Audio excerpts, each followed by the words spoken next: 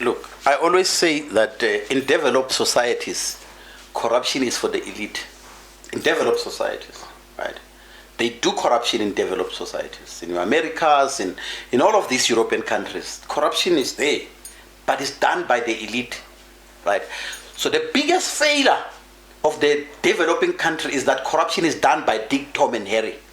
So everybody, especially in paging black leaders, because some people felt that the DA was becoming more black in a way, and they had to change that and make it more racist and more white. They lost those numbers. Floyd says that friendship was bordered on gangsterism. Then he goes and says, no, Floyd said, I'm a gangster. No, he said that friendship was bordered on gangster. Because if I'm your friend and I can't call you out, right, and you can't call me out, it's pure gangsterism. No, you understand? Yeah. So he was referring to the two of them, their behavior, because of that friendship was... I don't see anything strong from that perspective, because I'm a believer of people getting into position through merit. You can't create a space to say you want 3 women and 3 men. We all must compete. We're saying we are living in an equal society. Spaces, people that get into spaces because spaces are created for them. Leaders, making sure that leaders stay, and also don't put people because they speak too much. You must also put people that have content. Have you listened to any debate from the organization in Parliament that is, that has context? Tell me one thing that you can forget about the comical things that the president that were not there during their campaign. The biggest mistake that most of this political organization makes is that I campaign, work so hard, get a seat, and someone out of nowhere, because this thing is built, comes in and they want to be part of it, and then I'm then removed and then. So the mistake that the MK is making is the same mistake that EFF has constantly made. We've got a low level of literacy in South Africa in terms of voting. Most of our people don't vote because they understand what they're voting for. They vote because of the emotional attachment that I vote for the ANC because it removed us from apartheid and all of that. So the voting is not, we don't vote intelligently, right? So if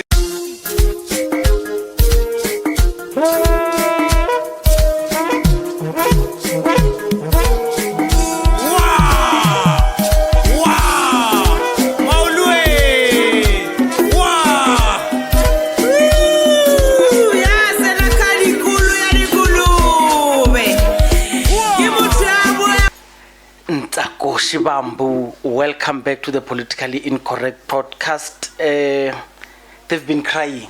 Yeah. They've been saying I must get you back so you can give us political perspective on what has been happening in South Africa. Yes. 2024 has been one of, this time last year, we knew Jacob Zuma was going to announce something big. Yeah. This time. And he did. It didn't look like anything big. Yes. But I think most of us were told that this thing is not his. And he said it himself. It's not his. He's just going to support, but he remains a member and a staunch follower of the ANC, even though he's not going to vote. Men, things have changed. Enter 2024. Please, just draw this picture for us. What did it mean for you? No, I think for the politics of South Africa, the emergence of the Umkhonto party has been a game changer, right? People have always, before MK, the emergence of MK, people have sort of protruded numbers or sort of predicted that EFF was going to grow due to the weaknesses in the ANC.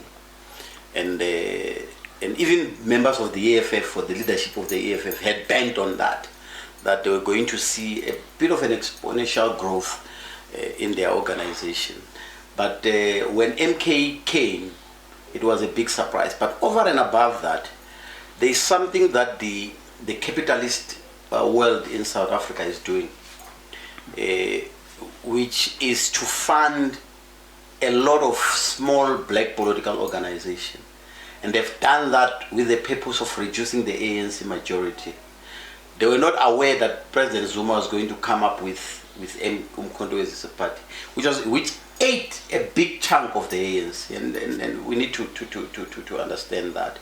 And the emergence of the EFF did not do much harm as what MK has done. In fact, two political organizations that have done harm to the ANC is COPE and MK. Right. So allow me. I'm just worried about your distance from the mic. Okay. Let me try to increase it a bit. Okay. Yeah, this would be better. All right. Thanks. So the two political organizations that have really ate into the ANC was COPE after 2007 Polokwane conference, and then with the recent emergence of MK. It has changed how the ANC has looked at itself. But you need to understand one thing. ANC does not learn. The arrogance is still there. The biggest unfortunate part of the ANC now is that its Secretary General of the ANC is an illiterate. Right, so it's a different era where you had the Gwede Mantashe, where you had the former president, the former deputy president of the ANC, who was the Secretary General then. So you had different layers of Secretary General who were well read and even understood things differently to what you have right now. Now you've got a loud mouth. Hold it there. Let me ask while I have the opportunity. So, do you also come from the school of thought that suggests Fikile Mbalula is the worst secretariat in the history?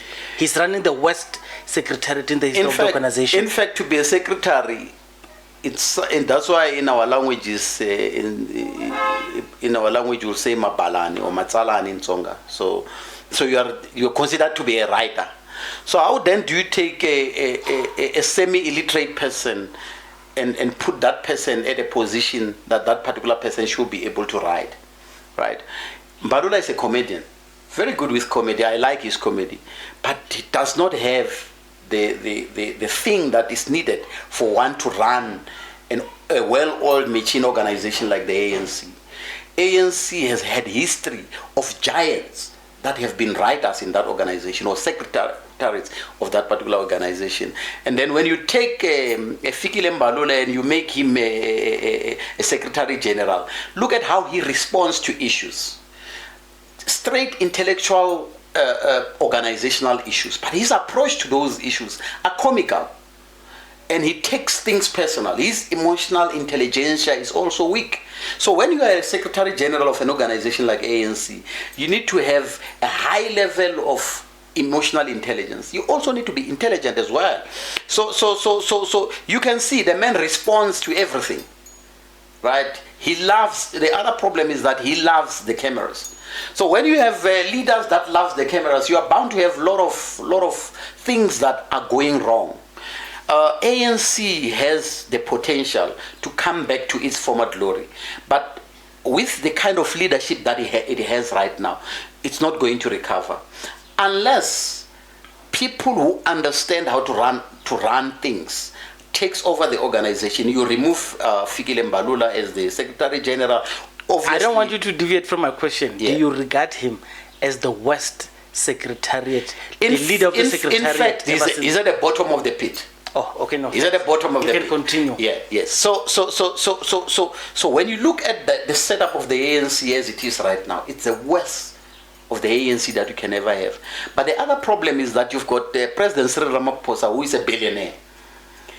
And one thing with black people is that we fear people with money. We can't challenge people with money. So things goes wrong, and they can see, yes, Ramaphosa has got good intentions for this country.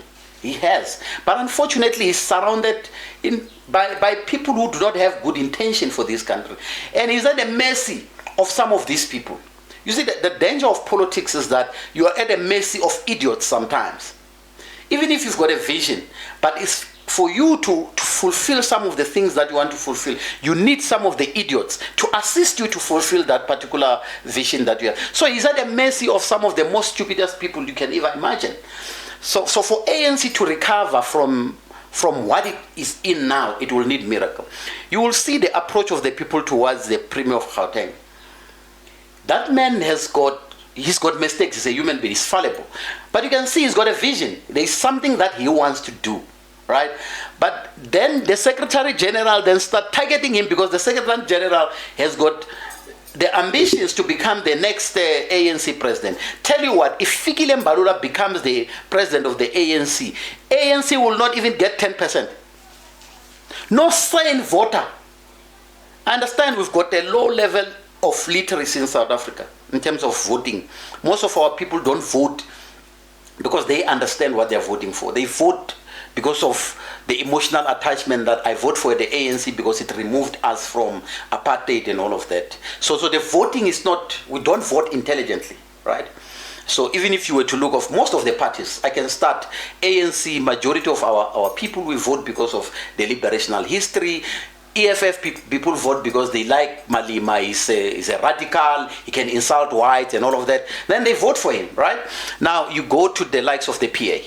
People vote for it because they are coloreds, because the leader is colored, it talks about colors, then they vote. You don't look at the manifesto of that organization and say, do they have things that represent who I am? Do they have leaders that can be able to lead this particular organization for better? Do these individuals that lead this particular organization have people that are tried and tested and they can deliver? Right? So you have that dilemma here in this country. And it will take us years to move from that. South Africa, Mozambique, Zimbabwe, and most of the Southern African countries are still in that, except for Zambia and Botswana recently, who have actually moved away from liberational movement politics. The voters in those countries are intelligent, because when they vote for someone who says, I will do this and that. And it's shown with the recent election in Botswana. So we have not reached that stage. We are still stuck in liberational politics. We are still stuck in people who, if you were to join DA, for an example, they will call you counter-revolutionary. We have not moved. We are still far as South Africans to be detached from the politics of color and all of that. And even the politics of tribalism. We still there. So for us to move forward and to see proper development in the country, we need to move from the politics of race and the politics of nepotism and politics of tribalism. People who lead must lead on merit. People who get into position of power should be there because we have seen that this particular person can do things. Right? Now where we are, we have people who are leading because they had so many people that can insult better. And people were afraid to be insulted, then they have to vote for me because people who back me can insult better than the others. So that is the kind of politics that we have in this country. So looking at the ANC now, it does have capable leaders. It does.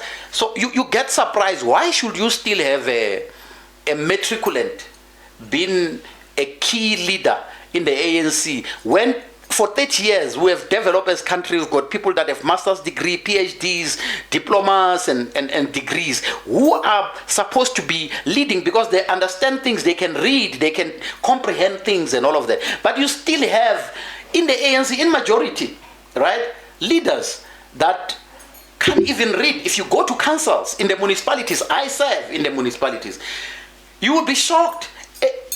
ANC takes people that are illiterate and they put them there, they tell them, now we're going to vote for this motion, and then they vote. They don't even understand what they're voting for. We need to move from that to a more educated, more developed approach in terms of how we do our politics.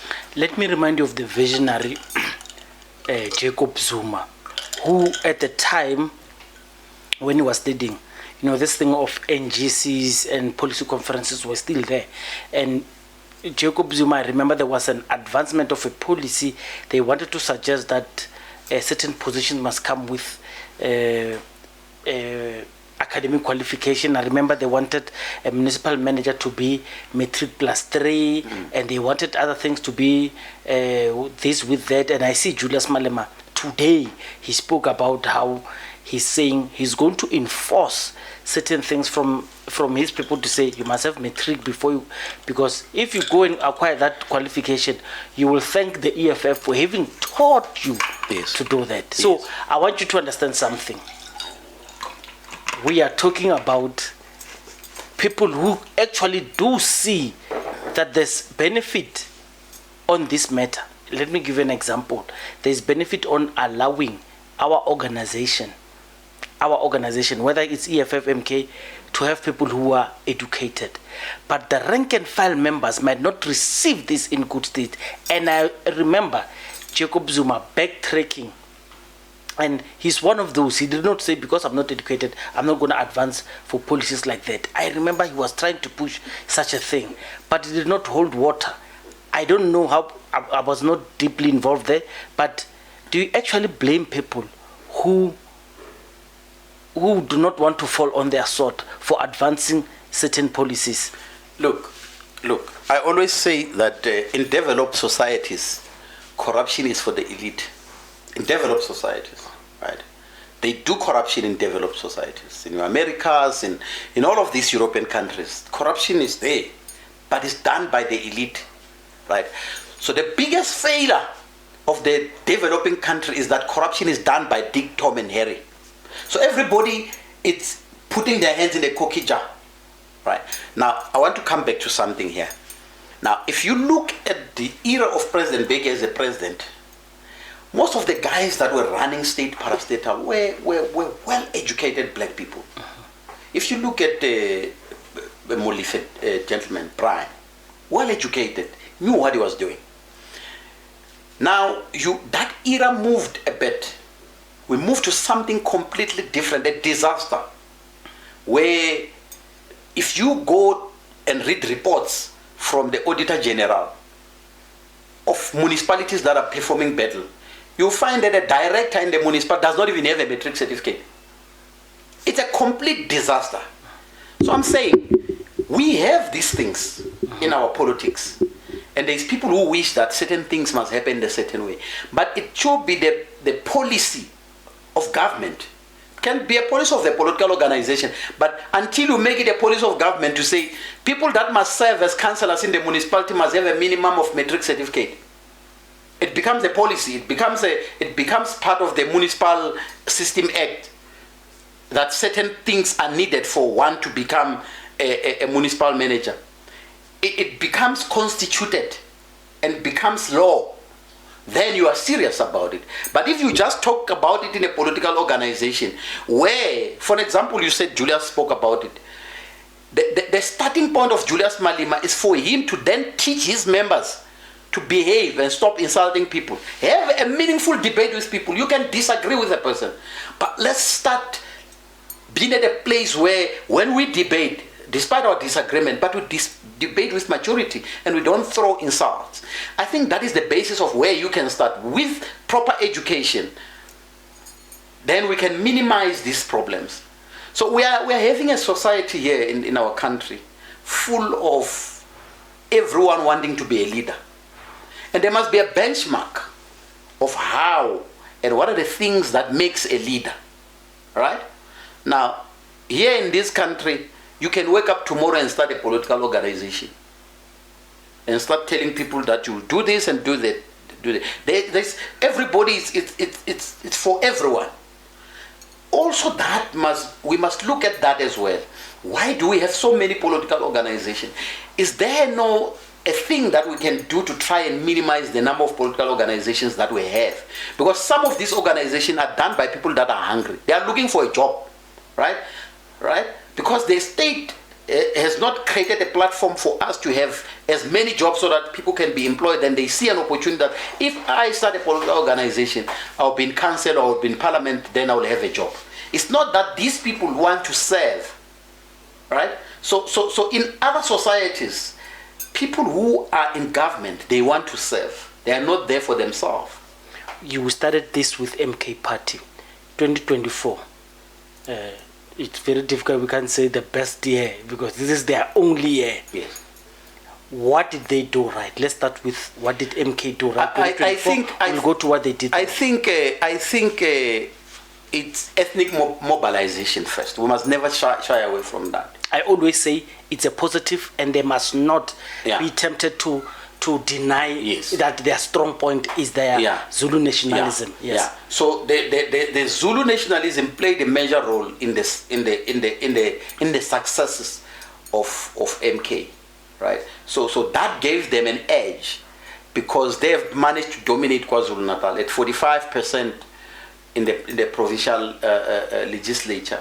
So it shows that the ethnic mobilizing themselves within ethnic line, have actually helped them to reach whatever that they've. And it's not a negative way to say ethnic mobilization. Yeah, it's not, but we have to be careful about it. Yes, because it was unfortunately used by the media in the early 90s, whenever they were, on the brink of that civil war, because they call it ethnic mobilization.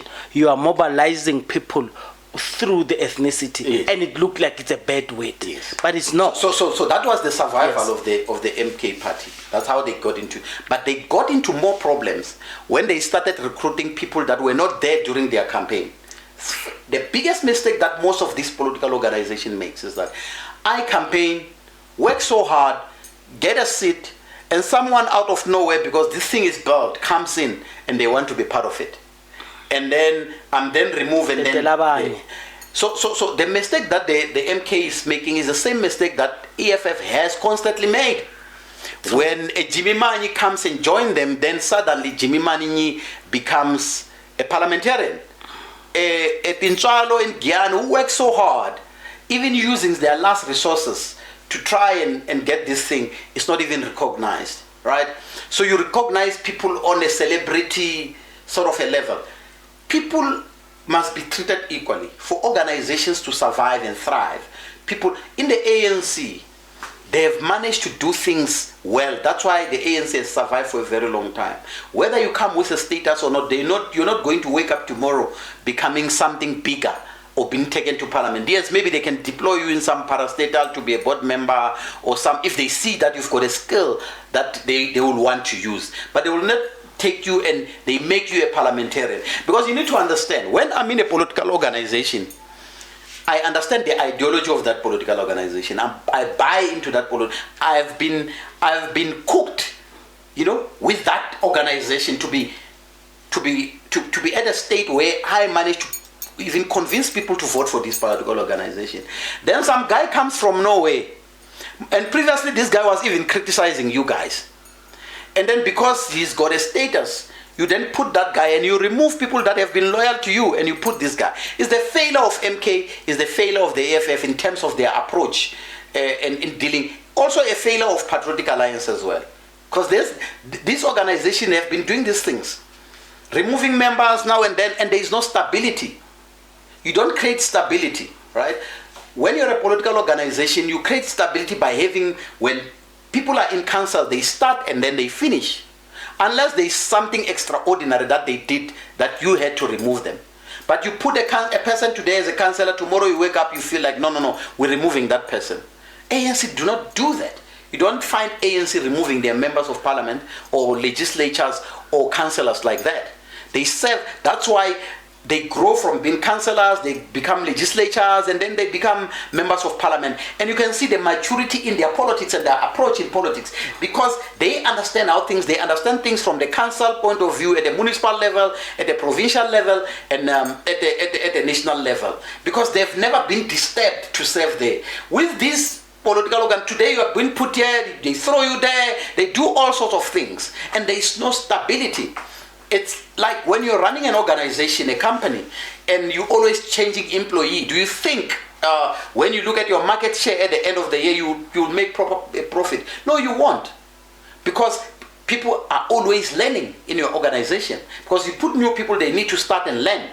Tomorrow you remove them after they've learned some things, you remove them, you put new people, and you have to start again with the learning process, teaching them and all of that. So I think the failure of MK will be these things of rewarding people that were not there with position in parliament and all of that. They need to really guard against that if they are to survive the politics of South Africa, because the politics of South Africa are extremely brutal.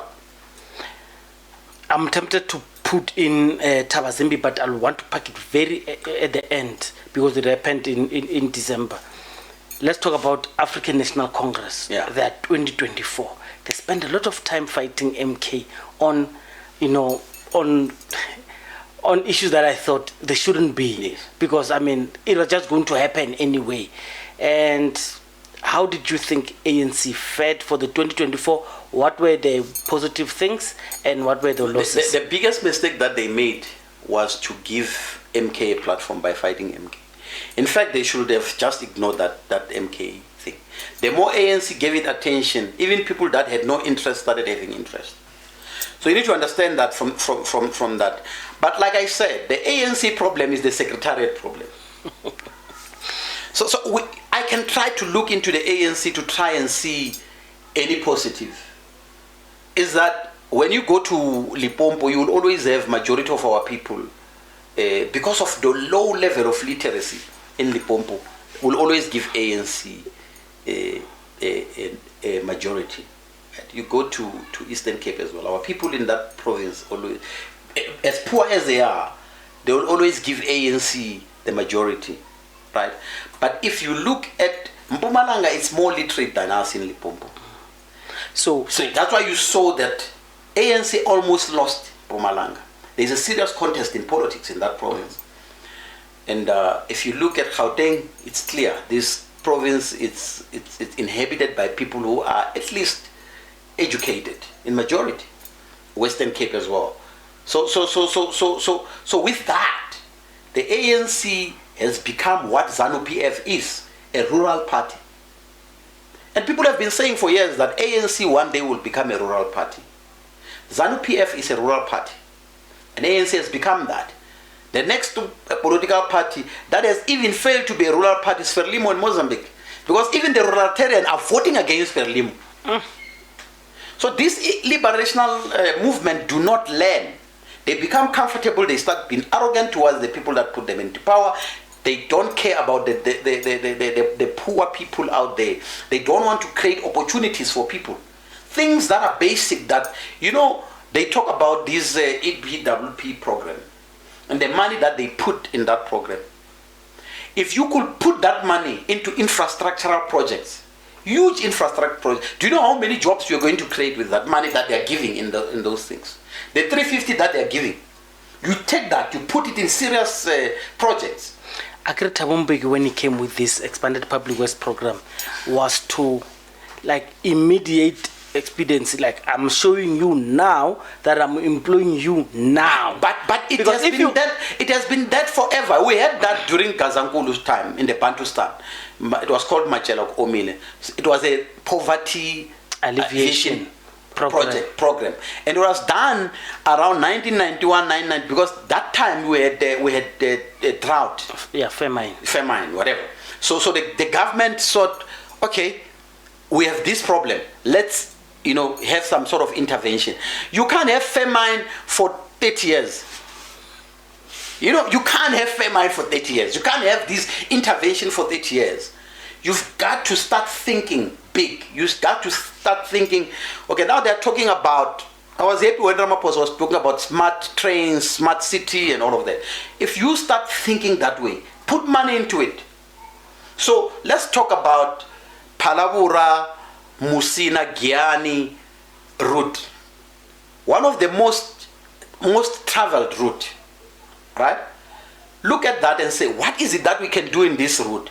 There's a lot of fatalities. Can we increase the road in terms of its whatever, so that you can have 2 lanes and all of that? Or can we put a fast-moving train that goes to Palabura, that goes to Giani, that goes to Messina? How many jobs are you going to create with that? You're going to create thousands and thousands of jobs.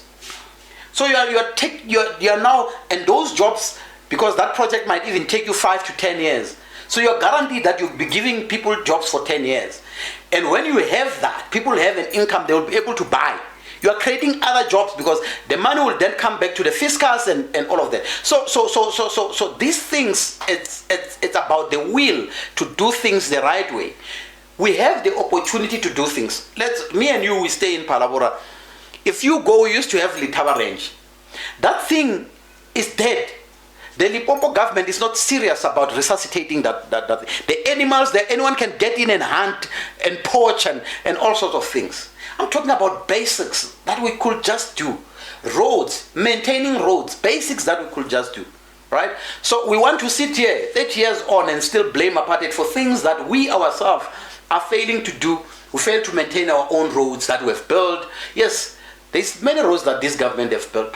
Build the road and then maintain it. So the ANC failure is in general poor governance and poor politicking. Poor governance, poor politicking, but also the failure to put the right people. Okay. Because you see, there is a Ngoku thinking, like someone was saying, there is a Ngoku brigade that removed the President Beki. So there is a Ngoku thinking in the ANC or in the leaders. The Ngoku thinking is that when I become an MEC and I'm looking for 5 years, now I start thinking, Ngoku, I need to eat. After this 5 years ends, I must have something in my pocket for me to survive. Right? But if you put someone that was surviving even before the office, you will have corruption, but you have less corruption. That's what I'm saying. In the developed world, corruption is for the elite. In South Africa, corruption is for Dick, Tom, and Harry. And some little guy in the municipality is having phone calls doing looting. The mayor does not even know that. The mayor on top is making calls, is looting. So everybody in the system is just looting. So you've got a disaster, right? I understand. So you've got a disaster. Let's jump to the next political party. Yes. The Democratic Alliance. Yes. What do you, because they have not lost much this year. They did very well. What do you think? I disagree. No. Let me tell you. Yeah. 2024 has been a calamity. Yes. And the biggest winners would be DA, according to me, would be DA and MK. Yes. So the DA started maneuvering politically, coming up with and preempting things, taking these small parties into their moonshot pact, just so the ANC doesn't. Because the idea was for ANC to block these small parties from ANC from taking them. Yeah. So they gathered them, but it didn't work. And they abandoned them. Yeah.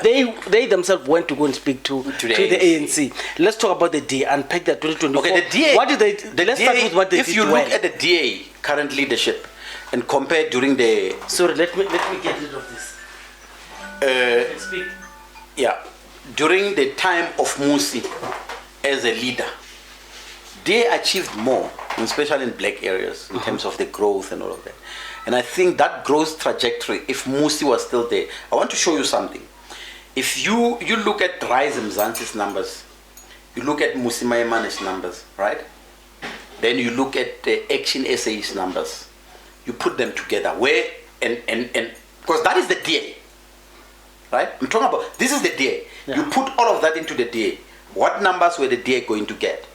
Higher. So because of the approach in their leadership, especially in paging black leaders, because some people felt that the DA was becoming more black in a way, and they had to change that and make it more racist and more white. They lost those numbers. And the Zille was wise enough to then create that moonpeg thing as a disguise and later abandon these political parties. That's why Mashaba is ahead. Because Mashaba is one of the biggest losers in these elections. If you look at his numbers during the municipal elections and now, you will see that there is a problem. Right? In fact, in the next coming local government election, they might have less councillors in the municipalities because of the DA has made Action SA their target. They are fighting Action SA. They want to kill it. Let me agree with you and disagree. So you are right. I did ask Funzi. Yes. Funzi does admit that that little pagana with DA was a mistake. He calls it a mistake. So when I ask Herman Mashaba, he says it's not a mistake because they deliberately did not want to talk to the ANC, because I said not joining the GNU was a mistake. But of course, it was a mistake, strategic and political mistake, because they didn't want to go there. It's because DA told them not to go there. Yes. And then DA went there. Yes. So where I disagree with you is the DA actually won in this way. The DA, the reason they captured all these Maimanis, Mashavas, Bongani, Yes. and all this No, except for Bongani, Songezo Ziba. yeah. Yes. It was precisely because they wanted the black middle class to see them as palatable. And when they left, the DA strategically went out to say these people must not go to ANC, and they made moves to make sure these people do not go to the ANC and black parties. Yeah. Rather, they split the vote and remain on the periphery. Yes. And I mean, there are lots of proof for that. Bongani tried, and he also went to MK. But what I'm saying is the DA managed to keep these people, but when they left, they made sure that they didn't go far. This is why when Mashaba started fighting with them, he's been quoted many times, the DA leader in city of Tshwane, that is Brink. Yes. Brink says he has committed a political suicide. In 2026 he will die. This is what he says, and he said it many times, because the reason he says it, the confidence, is because these guys kind of know they are going to close his funding, and Mashaba cannot fund that thing from his pocket anymore. He's at his depth, and this is why I agree with you. Of course, this disagreement is only opinions, because I can't prove it. Look, Brink, it's head. That's why I don't take him serious. It's someone who's head. Yeah. So he'll say anything that he will say. His father contributed to whatever. Yeah. But I can tell you there is still whites that see Mashaba's party as better than the DA. So the funding problem I don't think would be there. There could be other problems of infightings and other issues in the Action SA, because that happens. But they are hell-bent on killing. They're trying to do Action that. SA, You understand the They've DA. made it their You understand the mission. DA has got newspapers that they own in South Africa. Media 24, News 24. They own that. Yeah, but let's put it well. They don't own them. Yeah, but it's their mouth. Mouthpiece. Their mouthpiece. Yeah. So if DA wants to fight you, they go to Media 24. Through that, they can, sort of, exert some form of pressure into that. But now we are living in a different era where you've got social media, you've got podcasts and all of that, where narratives are different now. People can actually create a different. But if it was in the olden days where the newspapers had monopoly, we could be saying something. Yes, they might not receive as many seats that they have, but they will still get something, right? And the mistake that they did in 2021 was not to contest in the whole country. Because I can tell you, had they contested in the whole country, they would have gotten more municipalities, seats in more municipalities, Action SA. Because people had that Masaba thing from City of Johannesburg, managing it well and all of that, and believing that you could, But look, the DA, like you're saying, strategically, they managed to convince everyone, let's do Moonpack, whatever, and then dump them. And that's a positive for me. Yeah, for them. But you see, with this GNU thing, which Tito said it's not even GNU, is an ANC capture. Now, with these things, they're serious in fighting especially with these Bella Bill things, and also on the issue of the international policy. Our outlook as a country towards the relationships that we have with countries.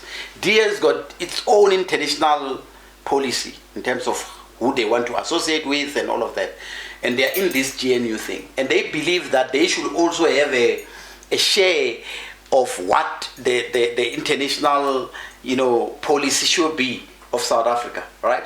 And the ANC says, no, you're not going to play at that space, right? So that's one problem.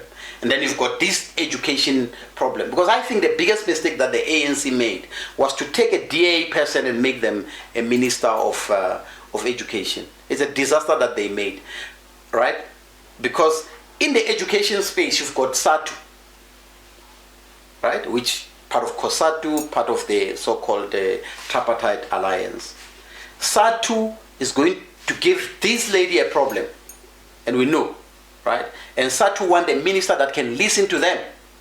And obviously this new DA minister, where she's in power, she's not going to follow the SATU policy where they just appoint principal willy-nilly, right? You've got you, Mashiane, with your PhD, you've studied your master's in school management and all of that.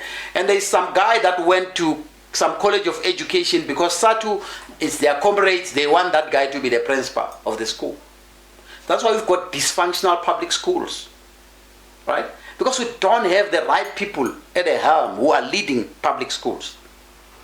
And these people are taking their kids to private schools, and they want, it's a serious educational genocide. And we've got to talk about it. It's serious educational genocide. We're killing our children. But that's a positive for the DA, because so I'm saying, I'm reading positive and negative. Those are all of the positive for the DA. Positive for the DA. You could have the DA there running that, right? Let me take you to this Bella bill thing, right? It says because schools have got rights to have language policy, the SGB can say this is the language policy. They want to take that away, right? The language policy.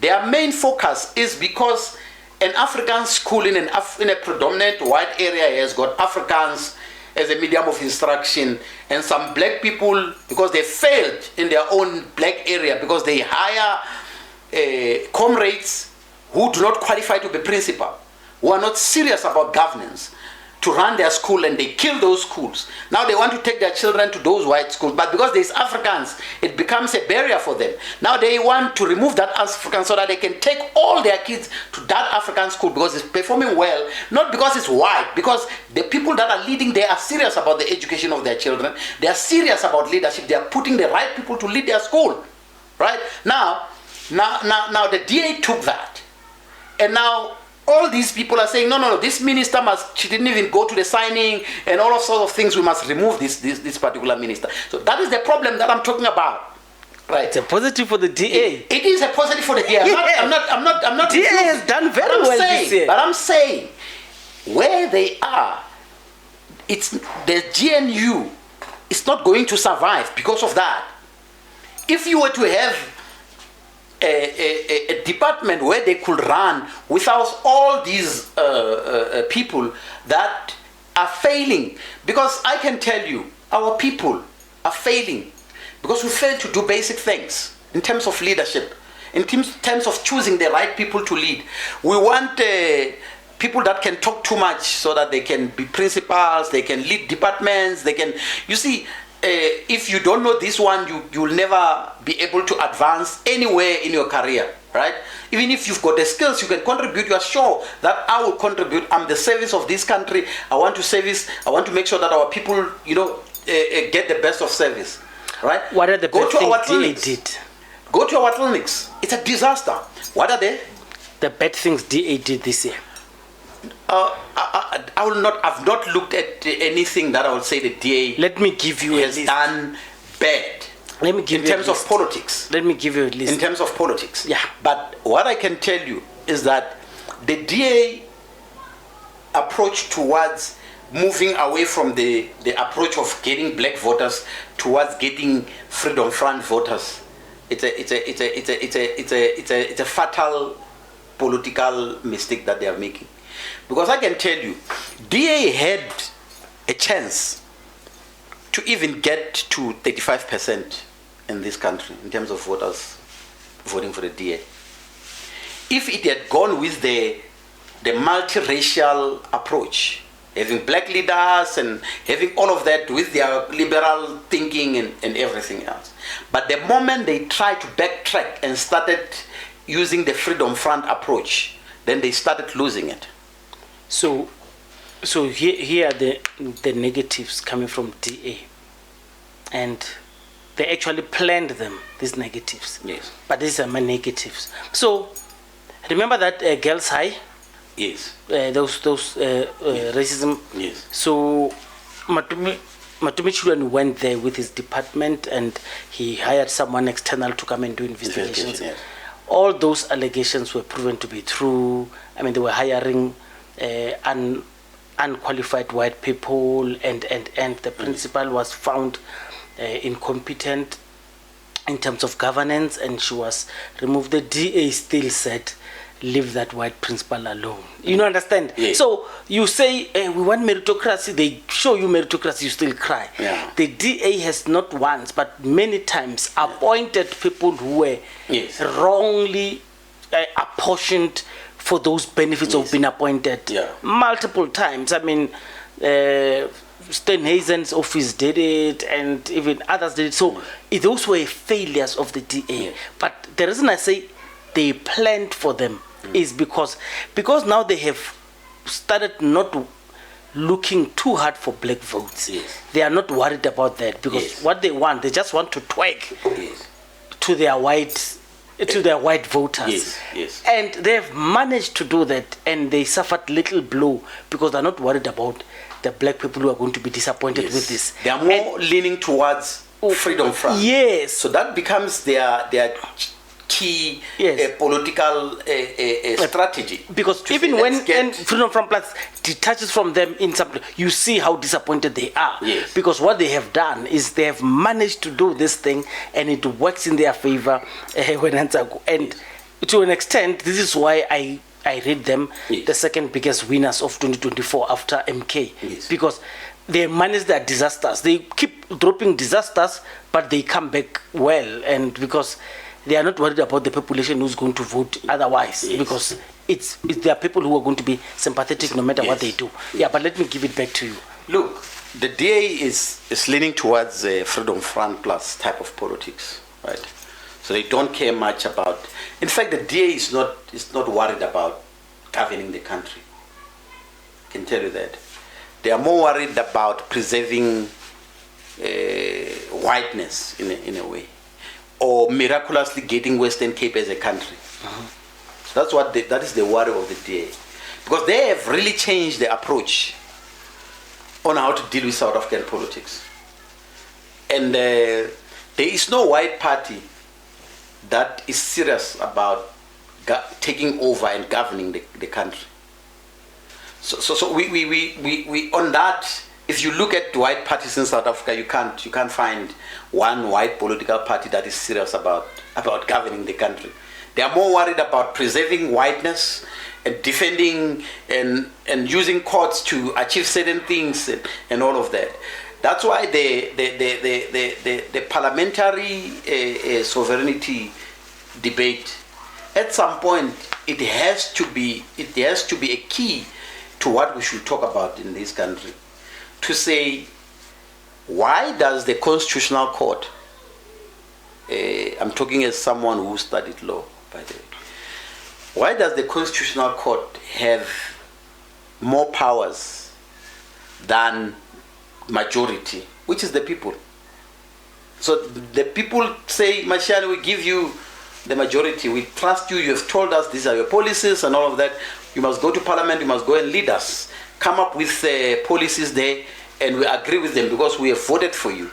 And then when you come with those policies, the Constitutional Court comes and says, no, those policies are wrong. Because we're a constitutional democracy. That's the mistake that I'm talking about. This is why I keep telling people that the problem with democracy, that's why I'm not a Democrat.